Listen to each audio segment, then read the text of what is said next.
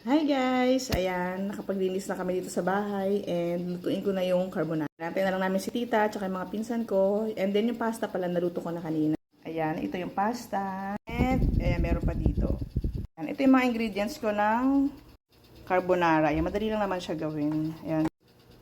May ham, pwede rin chicken, and then yung mushroom, and bacon. And then yan, yung evaporated milk, syempre ito. Yan, ito nagpapasarap dyan. And then cream, ayan.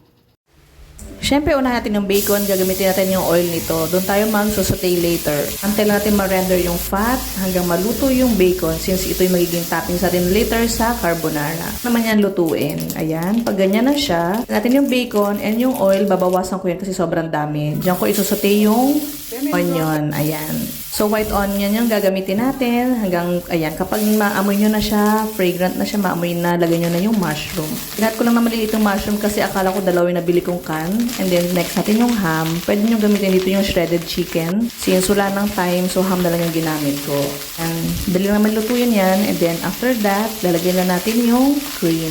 Gamit ko dito is tatlong Nestle cream, tatlong yung box. Yung 1.5 kilo ng pasta yung lulutuin ko. Yan, lagyan natin yung cream. Yung tatlong ganyan yung ginamit ko.